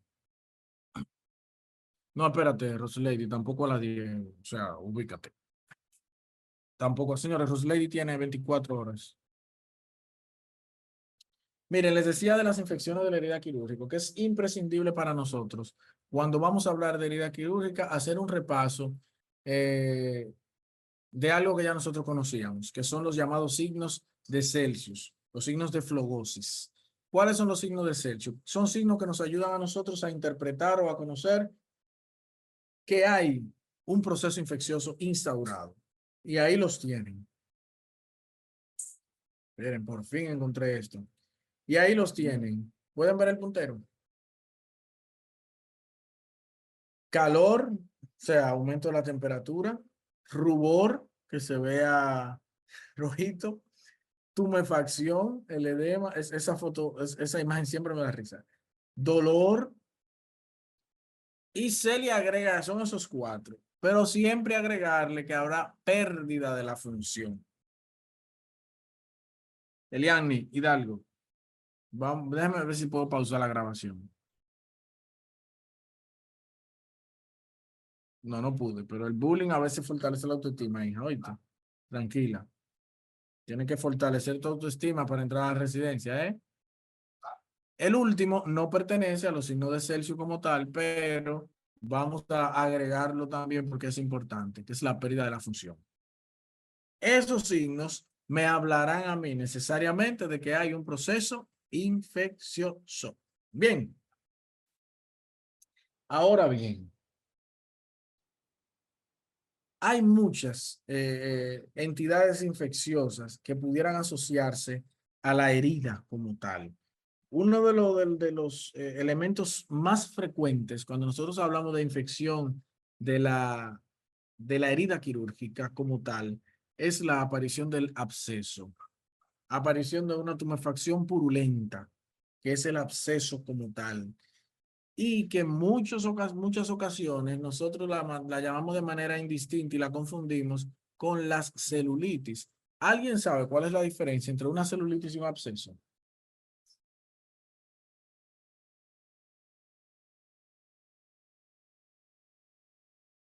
¿Alguien sabe la diferencia? La pus es una de ellas. ¿Qué más?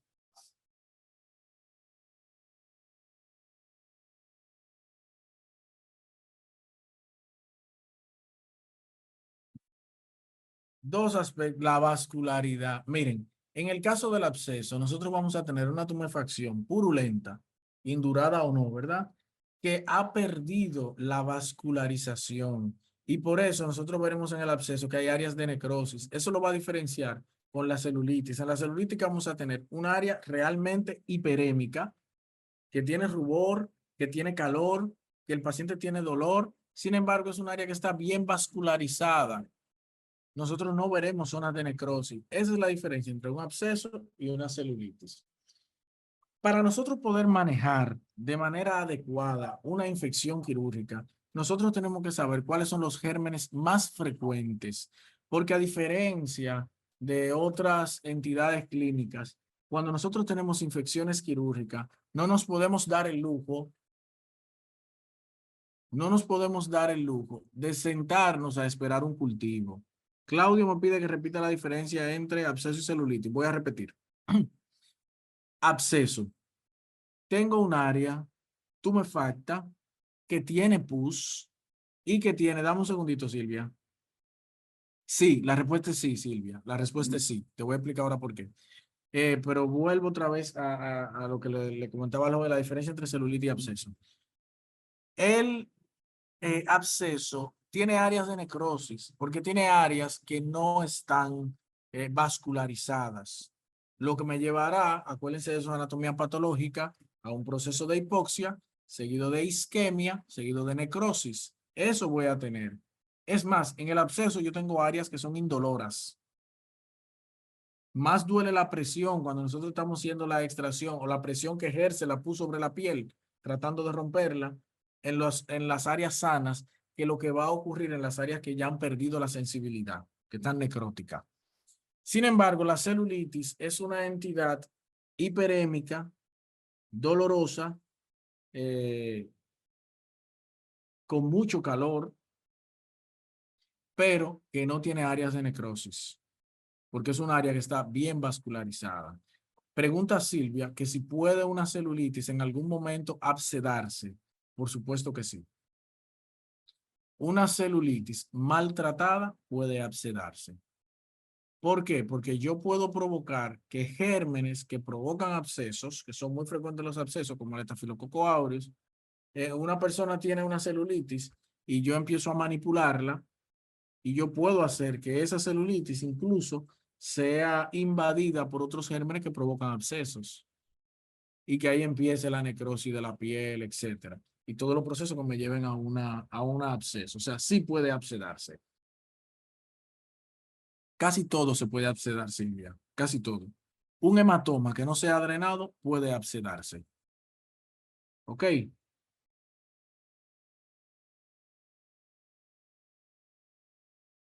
Ay, muy buena pregunta y se la pregunto a ustedes. Eso es otra cosa. El asunto de las capas de la piel, aunque no necesariamente ocurre así, pero en la mayoría de los casos, de las capas de la piel que nosotros vamos a repasar otra vez en anatomía, cuando vemos anatomía, ¿cuáles están ocupadas por el absceso? ¿Cuáles están ocupadas por la celulitis? ¿Alguien sabe la diferencia?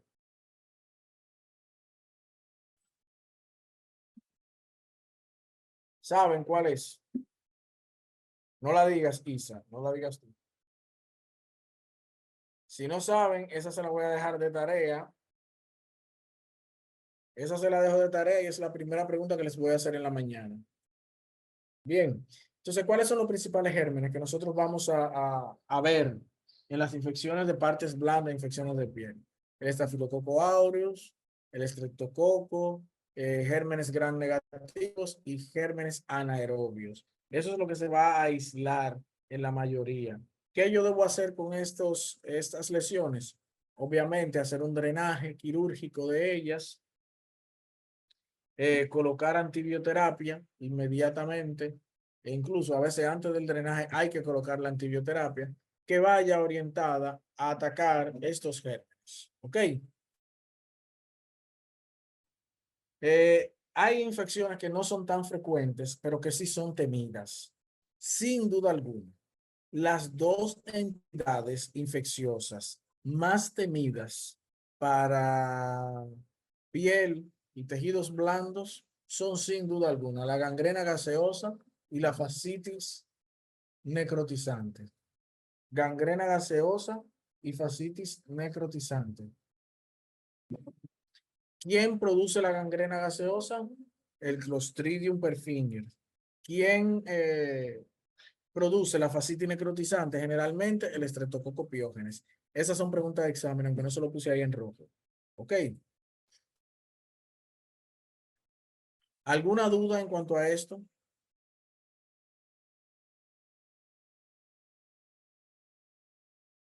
No, no, mis hijos. Miren qué pasa. Es muy buena pregunta la que acaba de hacer alguien aquí en el chat. Eh, Hay un aspecto de la medicina que nosotros no podemos descuidar por el asunto de los seguros.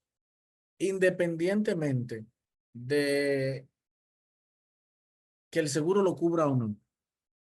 ¿De qué se ríen ustedes? Déjenme ver qué fue lo que escribieron por ahí arriba. Están riendo.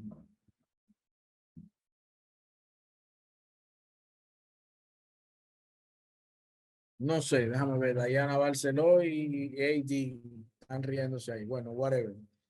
Miren, independientemente de eso, nosotros sabemos cuáles son los gérmenes más frecuentes. Usted toma el cultivo e inmediatamente usted empieza el manejo antibiótico. Inmediatamente toma el cultivo y empieza el manejo antibiótico. ¿Por qué? Ah, muy bueno, Vianney. ¿Por qué? Porque si usted espera las 48, 72 horas, en el mejor de los casos, que sale el cultivo, usted está perdiendo un tiempo precioso de manejo antibiótico. Y el manejo empírico está indicado en todos los procesos infecciosos. Es más, usted toma un cultivo de orina y usted empieza antibiótico. El paciente le llega a usted con una sepsis. Usted sabe que es una sepsis porque cumple con los criterios. Y usted empieza con el manejo antibiótico, dependiendo del germen que usted esté sospechando, aunque después le llegue un cultivo que le diga que lo que usted estaba usando ni siquiera servía para eso. ¿Ok? Entonces, que no los detenga el hecho de usted tener o no el resultado del cultivo. Para nada antibióticos de amplio espectro. Hay antibióticos específicos para infecciones específicas, o sea, el concepto o el término de empírico no implica que, por ejemplo, usted encuentre una infección, qué sé yo, en la piel y usted diga, déjame ponerle meropenem con vancomicina, porque como no tengo el cultivo, déjame ponerle algo que le dé a todo. O pipetazo, déjame ponerle piperacilina matazobactam, porque yo sospecho que tiene una infección importante. No, para nada. Usted utiliza lo que empíricamente está demostrado en atención a estos gérmenes que tenemos acá. Por eso hablamos de cuáles son los gérmenes más frecuentes dependiendo de la herida e incluso del avance del proceso infeccioso y de la aparición de esos signos de flogosis o signos de Celsius. ¿Me explico? Que creo, dicho sea de paso, que lo tenemos por aquí más adelante. Bueno, sí, no se lo voy a decir ahora porque lo tenemos más adelante. Si a mí me aparece una infección en la primera 24 horas después de, del evento quirúrgico o del proceso infeccioso, olvídese del mundo que yo voy a atacar al Clostridium y al Streptococcus pyogenes. Ahora me apareció 4 o 5 días después, ya yo me voy al paso y no, es un estafilococo, tranquilo. Ponle cualquier cefaloporina de segunda, que eso le da. ¿Entienden? Que no quiero que se vayan con un mal concepto por el examen y porque ustedes ya están tratando pacientes, porque ustedes ya son médicos graduados. Seguimos.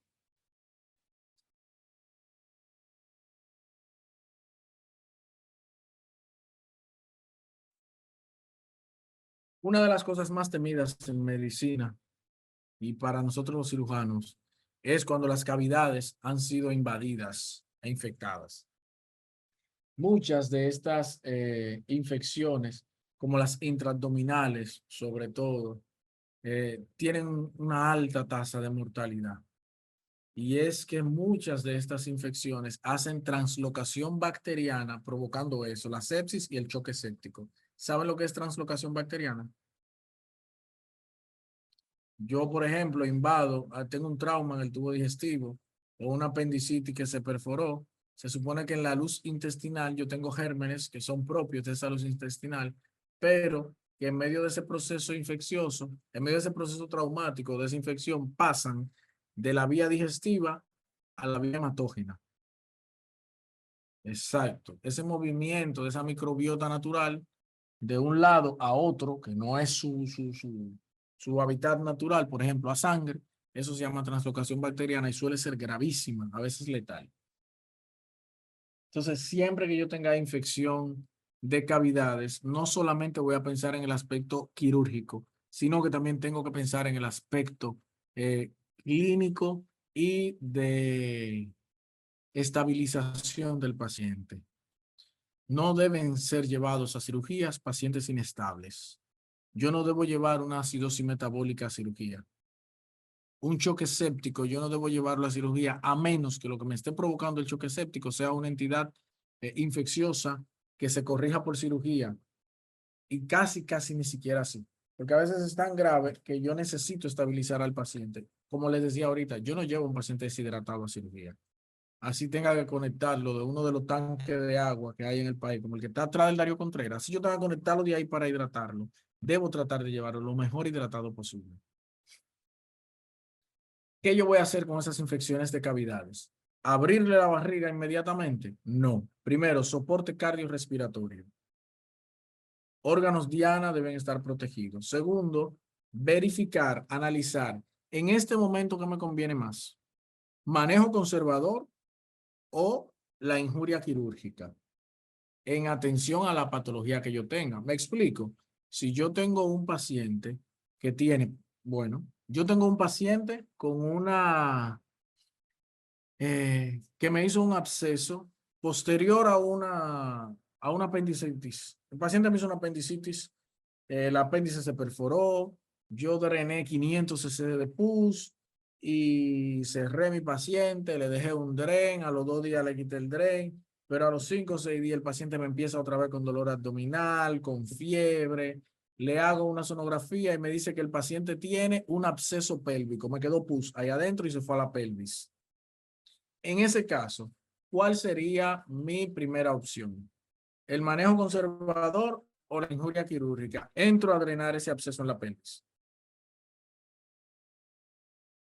Cirugía, dicen por ahí. Realmente el manejo es conservador. Le pongo antibiótico así, ahora sí, de amplio espectro y combinado. Le pongo doble o triple antibioterapia. Y me voy de manera conservadora de forma primaria. ¿Por qué? Primero porque por medicina basada en la evidencia la mayoría mejoran o ceden con eso. No necesariamente me lo ponen en banco. Tú le pones a un paciente así ceftriaxona con metronidazol y si quiere potencializar a la ceftriaxona le mete amicacina y ya lo haces eh, como segunda línea, ¿verdad? Porque hay una línea más leve. Pero en ese caso, yo puedo manejarlo así. ¿En qué momento yo hago el lavado? Cuando yo veo que no me cede, yo tengo 72 horas con manejo conservador y no me cede, me sigue en la fiebre, el paciente se me está deteriorando, ahí yo lo hago. Sin embargo, si ese mismo paciente, en lugar, exacto, solo un 10% van a cirugía. Si ese mismo paciente, en lugar de hacer un absceso pélvico, me hizo un absceso subhepático, ¿cuál es el manejo? Hermano, ese paciente con el absceso subhepático ya hizo una interconsulta formal con Funeraria Blandino o Funeraria Grecefu y con el Cristo Redentor. Entonces, ese paciente hay que hacerle un drenado quirúrgico, colocarle cefalosporina de tercera generación, doble o triple antibioterapia, se lo digo en serio, ¿eh? Doble o triple antibioterapia y, aparte de eso, buscarle un cura que se confiese. ¿Ok? Ese es un paciente que está muy grave, muy grave. Drenaje quirúrgico y antibióticos de amplio espectro. Ese sería, ven la diferencia de el lugar donde ocupa un proceso infeccioso. Y es que a nivel subhepático estaríamos hablando de que se encuentra, no se queda ahí solo, sino que me va a ocupar el hipocondrio derecho, que me va a ocupar el flanco derecho, que me puede ocupar incluso el epigastrio y mesogastrio, lo que estaría involucrando necesariamente órganos vitales.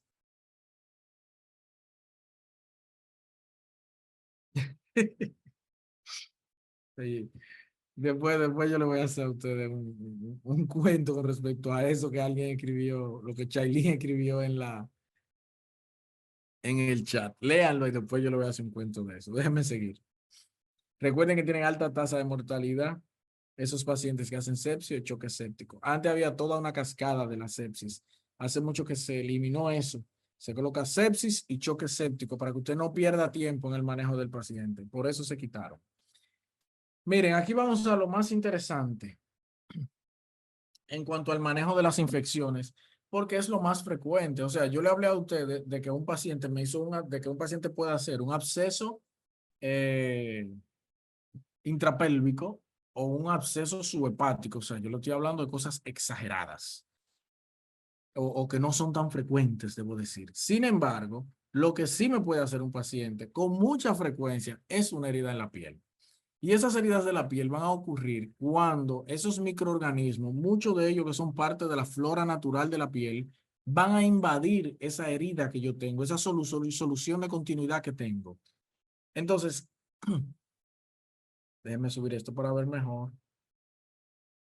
Eso. Déjame un segundito. Ahí está. Entonces, jóvenes y no tan jóvenes, Esas suelen ser la segunda causa de infección asociada a los servicios de salud, las infecciones de la piel, sobre todo en esos pacientes que no duran mucho ingresados.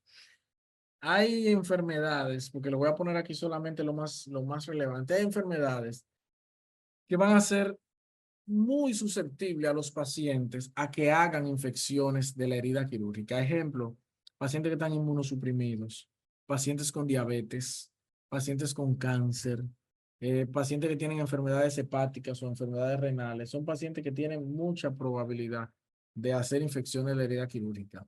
Agregaríamos a esto pacientes que hayan tenido heridas sucias o que hayan tenido procedimientos que sean sucios, ejemplo, una apendicitis perforada, drené mucha pus. A pesar de que yo haga una buena limpieza, de eso es muy probable que el paciente me haga una infección de la piel. ¿Ok? Eso es casi un 80, un 90% lo hace.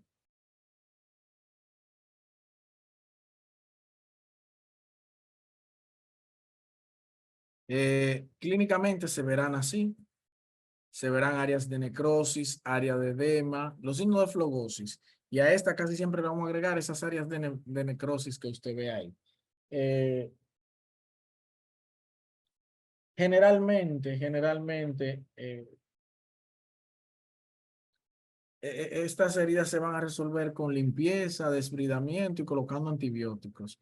Eso es lo que suele suceder. Hay algunas de ellas que no ocurre así y suele no ocurrir así cuando nosotros estamos ante gérmenes muy agresivos. Gérmenes muy agresivos. Suele ser la segunda causa de infección. Como ya le decía ahorita, antes se llamaban nosocomiales, ahora se llaman eh, eventos infecciosos asociados a los servicios de salud. En el 20% de la cirugía de colon va a ocurrir y pregunta de examen que la flora bacteriana que más frecuentemente se verá involucrada va a depender de si afectan o no el perineo. Heridas que no afectan el perineo, que no estén involucradas con el tracto biliar o gastrointestinal. Vamos a pensar en qué cosas. En gérmenes que son propios de la flora de la piel. El estafilococo áureo y el estreptococo. ¿Ok? Ahora bien, cuando las heridas me afecten el periné o me afecten el sistema gastrointestinal o el tracto biliar, ¿en qué yo voy a pensar?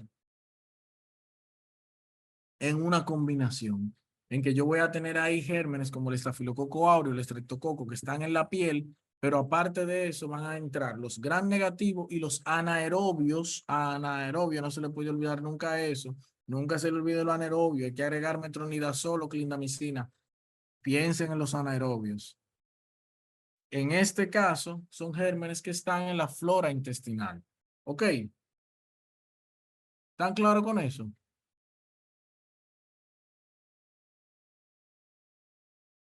Realmente, Elian, y creo que fue que escribió algo así, realmente es poco frecuente, aunque ustedes no lo crean, encontrar una E. coli en una herida de piel. Generalmente cuando eso ocurre, o es por lesiones que están muy cerca del perineo, región perianal, y si la encontramos en otro tipo de heridas, habla mal de nosotros, porque fue una infección que muy probablemente la llevamos nosotros los médicos y todos sabemos dónde está la E. coli, por tanto todos sabemos cómo llegó esa E. coli a esa herida.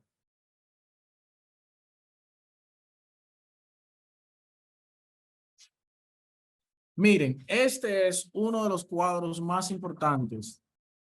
Este es uno de los cuadros más importantes y ahorita yo les comentaba algo de esto.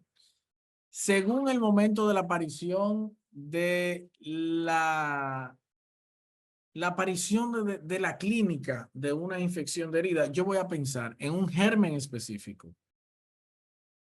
Y mientras más temprano aparece el proceso infeccioso del evento quirúrgico o de la ocurrencia de la herida, entonces más agresivo es el germen. Y eso yo les mencionaba hace un rato, que pasa igualito como, por ejemplo, el momento en el que aparece la fiebre en un paciente posquirúrgico, me habla del diagnóstico.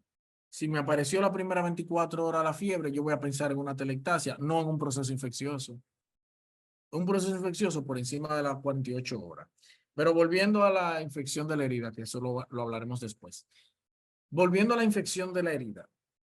Si me aparece el proceso infeccioso, pregunta de examen, de manera precoz, las primeras 24 o 48 horas, voy a pensar en uno de los dos gérmenes más letales, más atípicos y que me producen las dos enfermedades más temidas de la piel para un cirujano, que son la fascitis necrotizante y la gangrena gaseosa. Si aparece antes de la primera 24, 48 horas, voy a pensar o que es un estreptococo del grupo A o que es el Clostridium, específicamente o casi siempre el Clostridium perfringens. ¿Entendieron eso? Por tanto, el manejo de ese paciente va a ser un manejo agresivo, completamente agresivo. Inmediatamente me dio la primera muestra de necrosis, empiezo con el proceso de curetaje. Drenaje si hay pus de una vez, antibiótico de amplio espectro y tratar de desbridar siempre hasta donde tenga tejido sano. ¿Ok? Eso por un lado. Cuando la infección de la herida me aparece entre los días 4 y 6, miren que está en rojo, pregunta que ha salido en exámenes previos. Cuando me aparece entre el cuarto y sexto día, voy a pensar que el germen involucrado es un estafilococo o un estreptococo, por ejemplo, de los de la piel. El estafilococo aureus o un estreptococo que no sea, por ejemplo, el del grupo A. Eso voy a pensar. Lo que me está diciendo que es una infección asociada a la piel, específicamente a gérmenes de la piel. Ahora bien, cuando pasa de 7 días, yo voy a pensar que son gérmenes intraabdominales o que son gérmenes eh, del tubo digestivo o del tracto gastrobiliar que producto de la misma injuria quirúrgica, pues ascendieron y se me alojaron ahí en la piel, como los bacilos gram negativos o los gérmenes anaerobios. Y el manejo antibiótico va a depender de eso, de la aparición de los signos de flogosis. ¿Entendieron eso? Suele ser pregunta de examen. Infección entre el cuarto y sexto día, gérmenes de la piel. Infecciones precoces de menos de 2 días, pienso que tengo que incluso echarle agua bendita porque fue el diablo que apareció. Y ya infecciones más tardías, voy a pensar, no, mira, este es el paciente con una apendicitis que yo lo operé, estaba perforado, aspiré, lavé, pero como quiera se me quedó algo. Cuando hablo de lavé por encima de la fascia, porque el asunto de lavar intraabdominal es controversial. Ya lo hablaremos cuando demos el tema de abdomen agudo y de apendicitis. ¿Y qué sucedió? Nada, fue creciendo ahí ese germen de manera lenta, porque fíjense, un germen anaerobio en piel, es hasta difícil creerlo, pero aparece.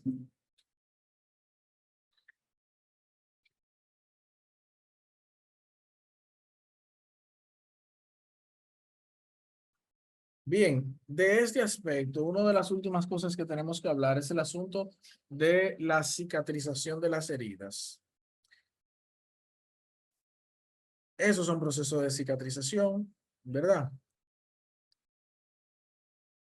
Si voy a hablar de la cicatrización de las heridas, lo primero que tengo que hacer es hablar de las heridas como tal.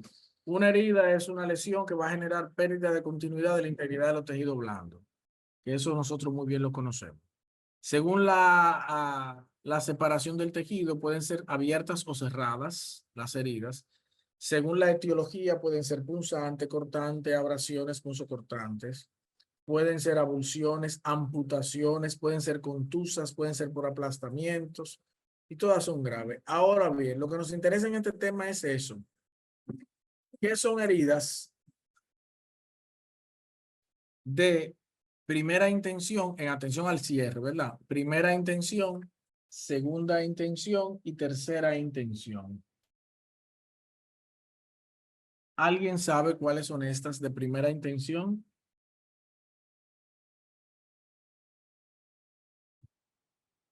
¿Cuáles son la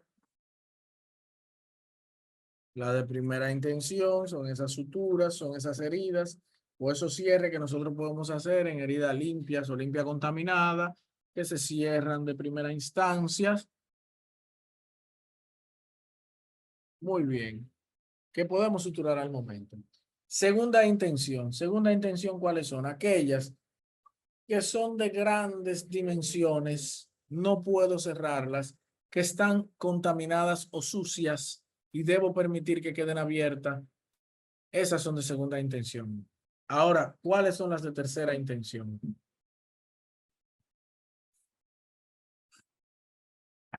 Tercera intención. Tercera intención es simple. Cuando aquella que yo estaba manejando como segunda intención, yo puedo entonces aproximarla. ¿Ok? Eso que acaba de poner Jefferson creo que sería la mejor definición. Una vez que yo elimine el riesgo de infección importante, yo puedo hacer aproximación o cierre por una primera intención. Entonces, como ya no fue de primera intención, la llamo de tercera intención. Pregunta de examen. Estas son las etapas de cicatrización de las heridas. Y esa es otra pregunta que muy frecuentemente se la hacen a ustedes en las rotaciones de cirugía y en las clases de cirugía. ¿Cuáles son las fases de cicatrización? Fíjense que en este cuadrito que tenemos aquí de las fases de cicatrización, hay aspectos que están en rojo. El hecho que esos aspectos estén en rojo quiere decir que han sido preguntas que en repetidas ocasiones hemos visto en los exámenes.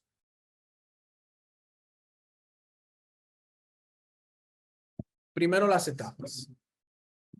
¿Cuáles son las etapas de cicatrización? Etapa inflamatoria, etapa de epitelización, etapa celular o de neoformación vascular, etapa proliferativa o síntesis de colágeno y finalmente la etapa de remodelado. ¿Qué eventos ocurren en cada una de ellas y qué tiempo va a durar o qué tiempo va a aparecer cada una de ellas? ¿Cuáles son las características que van a definir esas etapas? Eso hay que aprenderse, porque como ven ahí hay varios asuntos en rojo, quiere decir que es algo que se pregunta mucho en el examen. Bien, alguien pregunta algo en el chat que lo vi ahora. Una de tercera es esa de segunda intención. Cuando tú puedes suturarla, cuando puedes cerrarla, entonces se convierte en tercera intención, porque ya quitaste los riesgos y la herida está más fácil de aproximar. Vamos con las etapas. Primera es inflamatoria.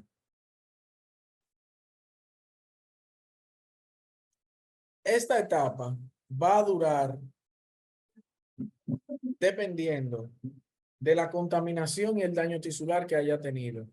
Durante la etapa inflamatoria ocurre una vasoconstricción que es transitoria, porque lo ideal hubiese sido eso, pero no. Ocurre la vasoconstricción seguida inmediatamente de una vasodilatación que va a hacer que aumente la permeabilidad capilar, que aumente la migración de células inflamatorias, o sea, de citoquinas, y también de células blancas, macrófagos. Igual, la siguiente etapa sería la de epitelización. La de epitelización iniciará 24 horas después de la lesión, cuando las células de la capa basal van a empezar a emigrar de la epidermis hacia la herida. Esta etapa va a constituir la regeneración de la barrera de protección. Esa es la primera. Y es aquella cuando usted dice, mire, se me está formando una costrica, que usted se la quita y vuelve otra vez a cero la herida.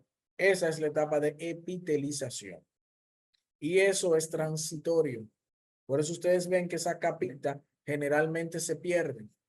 La siguiente es la etapa celular o de neoformación vascular. Va a iniciar de 48 a 72 horas. ¿Qué ocurre aquí? Que las células mesenquimales, que son células pluripotenciales, migrarán a los vasos y van a hacer que se formen los fibroblastos. Pasado esto, ocurrirá la llamada célula de síntesis de colágeno o etapa proliferativa, que es una etapa prolongada, va del quinto día hasta la tercera semana. La herida se contrae por la aparición o desarrollo de los fibroblastos. Fibroblastos. En esta etapa es donde usted ve que se forma esa supercapa de piel, o que usted dice, mira, pero se me está haciendo un queloide. Pero después usted evidencia en la etapa de remodelado que realmente no es así. Que ocurre de la segunda a la tercera semana, que va a ser, es como el proceso de reparación y corte. ¿Por qué? Porque yo voy a formar el colágeno, pero también voy a ir destruyendo el colágeno. Es como lo dice su nombre, de remodelado, de coloco y voy quitando. ¿Han visto ustedes, por ejemplo, cuando están empañetando una pared? ¿Qué hace el individuo? Coloca el cemento y lo va limpiando, lo va quitando y recolocando, coloca y quita hasta que quede de manera perfecta. Eso va a ocurrir en esta etapa. Bien,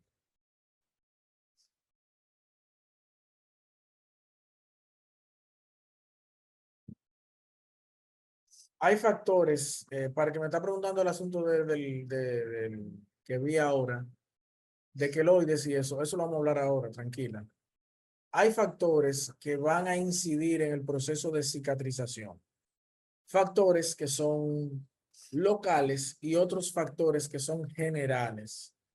Factores locales que van a depender eh, de las áreas que hayan sido afectadas. Ejemplo, el riego sanguíneo.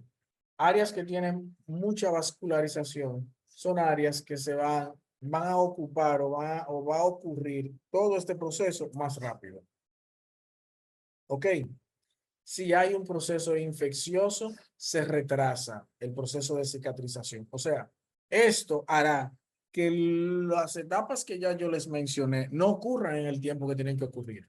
El tamaño de la herida, a mayor tiempo, a mayor dimensión de la herida, pues mayor será el tiempo de que el proceso de cicatrización se dé de manera correcta y adecuada y en el tiempo indicado. Mala técnica de sutura. Mala técnica de sutura para nosotros, una mala técnica de sutura, mis estimados, necesariamente va a incidir en, en que se cicatrice o no de manera adecuada y en el tiempo adecuado.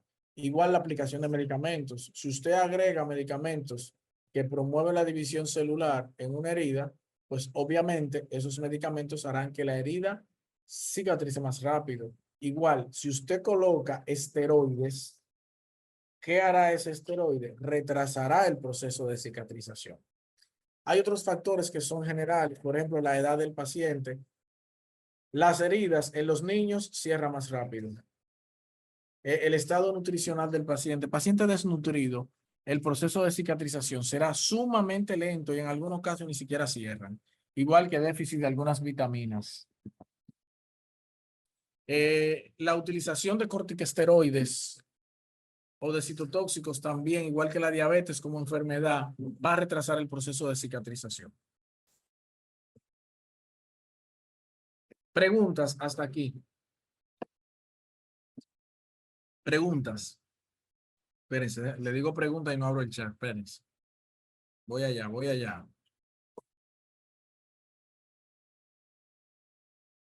No necesariamente. La utilización de lidocaína con o sin epinefrina depende de dos aspectos. Del área que yo vaya a incidir, hay áreas donde me conviene realmente utilizar epinefrina para aumentar la vasoconstricción, sobre todo esas áreas que sangran mucho. Pero también hay áreas donde simplemente no me conviene, porque limitar la vascularización del área, aunque sea de manera momentánea, se puede traducir en una necrosis de ese tejido. O sea que no, recuerden que el tiempo de estos anestésicos locales es corto, es muy corto, por tanto la incidencia va a depender de la cantidad que yo utilice y de la gravedad de la herida.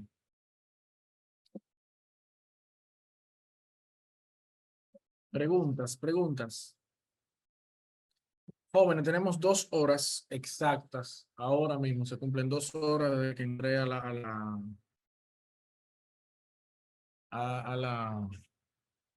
a la clase. Vamos a hacer un break de 5 o 10 minutos. Déjenme ver. No, mis hijos, sí, un break. Mi garganta necesita un break. No sean egoístas. Acuérdense que ustedes lo que están moviendo es los deditos. Y que ustedes están acostumbrados a mover los deditos. Yo estoy moviendo la gargantita. Entonces vamos a tomarnos 10 minutitos. Sí, pero ven acá, Judy. 24 horas para Judy. Tranquilos, no se preocupen por eso. Hoy llegamos hasta las 10 de la noche, a la hora que tengamos que llegar, y mañana seguimos. Tranquilos. 5 o 10 minutos. Déjenme tomar agua y vuelvo en breve. Ya volví. Mire, consulté el tiempo de hoy. Me dicen que sí, que efectivamente era hasta las 8. Lo que vamos a hacer es que vamos a terminar las complicaciones. Lo dejamos hasta ahí. Entonces mañana sí nos extendemos 3 o 4 horas. ¿Ok? Tranquilo, que vamos a terminar con este asunto de la complicación y mañana entonces nos extendemos todo el tiempo que sea necesario para terminar los temas y de paso pues hacer lo que les dije de preguntas y respuestas. Bien, vamos a empezar. En cuanto a las complicaciones quirúrgicas, la complicación más común en el posoperatorio es la fiebre. Y ya les decía yo ahorita que dependiendo del momento en que aparece esa fiebre, nosotros vamos a pensar en posibilidades quirúrgicas. Me explico. Si la fiebre aparece las primeras 24 horas, yo voy a pensar en atelectasia. Y esa atelectasia, sobre todo en pacientes que fueron ventilados. Recuerden que si nosotros ventilamos un solo pulmón, si hay ventilación en una sola de las vías aéreas o de los campos pulmonares, va a aparecer la atelectasia. ¿Dónde es más frecuente? Que sería una pregunta anatómica. ¿O por qué es más frecuente? ¿Y en qué pulmón es más frecuente que se haga la intubación selectiva que va a predisponer a esa atelectasia? ¿Quién sabe? ¿De qué lado? ¿Del derecho o del izquierdo?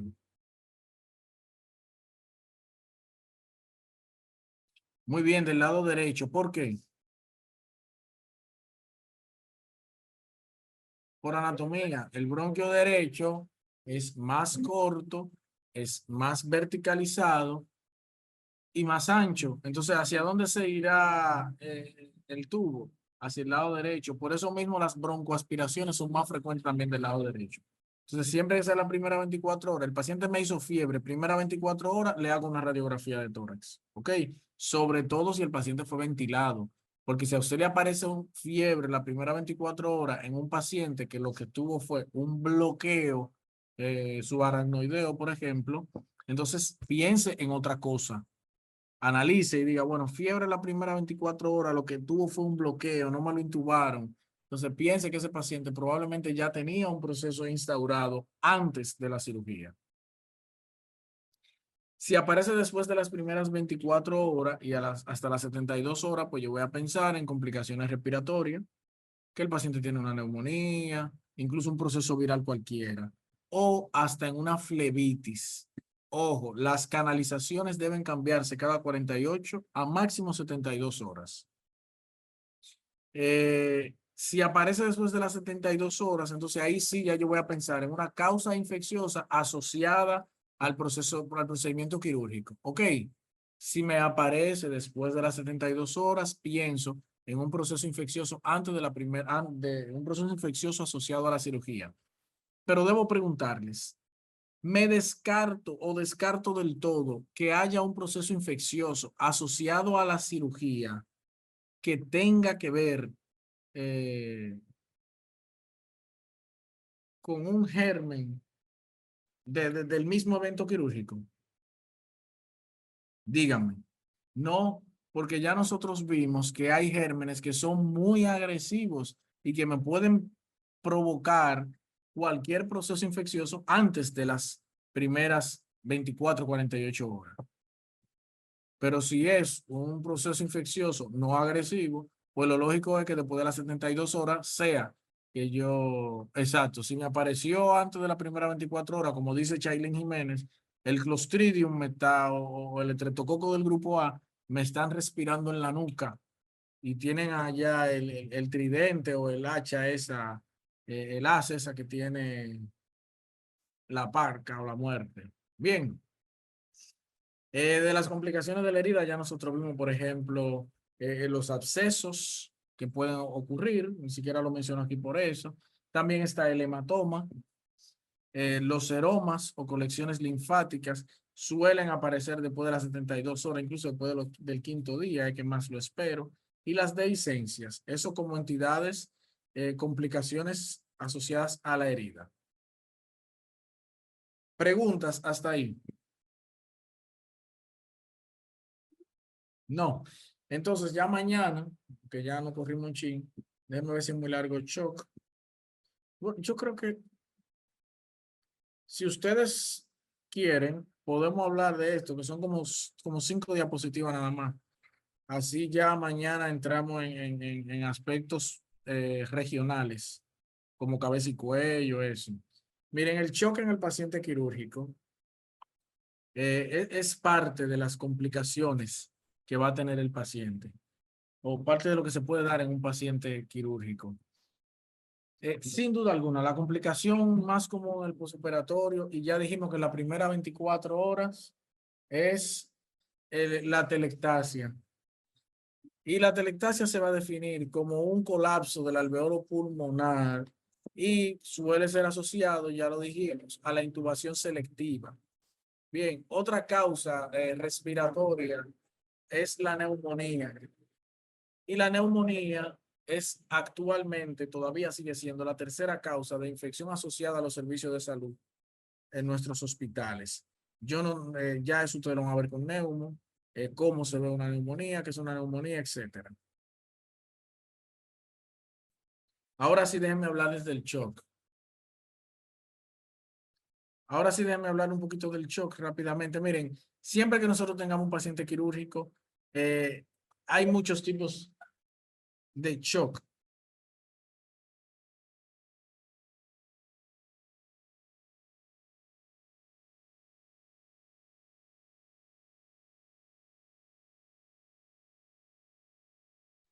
Bien, perdonen, les decía que el shock es un síndrome caracterizado por la disminución tisular por debajo de la demanda metabólica. El shock nosotros lo traducimos simple y sencillamente como un estado secundario a la hipoperfusión, tanto en pacientes quirúrgicos como en pacientes traumáticos, y ya lo veremos cuando hablemos de trauma mañana. El shock es hipovolémico hasta que se demuestre lo contrario. ¿Y cómo voy a corregir el shock? ¿Cuál será el manejo del shock? Es más simple todavía, aunque ustedes no lo crean. Yo voy a corregir dos cosas. Primero, la hipoperfusión, independientemente de la causa de shock. Lo primero que yo voy a atacar es la hipoperfusión. Ya cuando hablemos de trauma ampliaremos eso. Y lo segundo es verificar cuál es la causa que me está desencadenando ese estado de shock. ¿Me explico? Yo hice una cirugía, cerré al paciente y de repente el paciente se me choca. Primero voy a corregir con agua, con líquido, con sangre, con lo que sea, cuando haga el hemograma y vea que yo estoy perdiendo sangre. Pero lo segundo es volver a abrir al paciente para ver dónde está sangrando, porque lo más probable es que tenga un sangrado activo. ¿Entienden eso? Que en la actualización del manual eso lo colocamos. Y el tipo de líquido que se van a utilizar. Como les decía ahorita, lo más frecuente es eso, que sea un shock hipovolémico. Hay signos claros de shock hipovolémico, hay signos claros de hipoperfusión. El primero de esos signos de hipoperfusión es la taquicardia. Repito, el shock hipovolémico es el más frecuente. Datos de hipoperfusión voy a ver. ¿Cuáles son los datos de hipoperfusión? El primero es la taquicardia. La taquicardia amanece como un mecanismo compensatorio. Taquicardia, seguido de palidez. Voy a tener ingurgitación venoyugular, pobre llenado capilar, un llenado capilar prolongado. Me pregunta Jennifer Amador que si puede un paciente tener un shock sin taquicardia. No, Jennifer, difícilmente. Si ya no tiene taquicardia, es porque ya agotó todos los mecanismos compensatorios y ya está probablemente en una hipotensión. El primer signo, lo que puede ser es, Jennifer, lo que puede ser es que te haya pasado desapercibido el momento de la taquicardia. Pero lo primero que aparece en un paciente que te está perdiendo líquido es que su corazón lata más rápido para tratar de satisfacer esas necesidades. Entonces, lo primero es eso, taquicardia, pobre llenado capilar, palidez, ingurgitación venoyugular, puede haber hepatomegalia y finalmente hipotensión. Finalmente la hipotensión, que es lo último que va a aparecer. ¿Cómo se va a dar este proceso de shock? Se va a dar cuando hay una hipoperfusión tisular, se activa empieza la taquicardia, se activan todos los mecanismos compensatorios, por ejemplo, el sistema renina, angiotensina, aldosterona. Si se prolonga eso, nos va a llevar a una hipotensión arterial, a una disfunción orgánica y a la muerte. ¿Cuál es nuestro objetivo? Primero, disminuir el proceso de hipoperfusión o contrarrestar la hipoperfusión. Muy bien, Vargas, la frialdad también. Y de manera secundaria, corregir lo que me está causando el proceso de hipoperfusión. ¿Qué debo vigilar en un paciente quirúrgico? Debo vigilar los sistemas cardiovascular, el sistema urinario que se asocia al cardiovascular en este caso, y la parte ventilatoria, como bien decíamos al principio.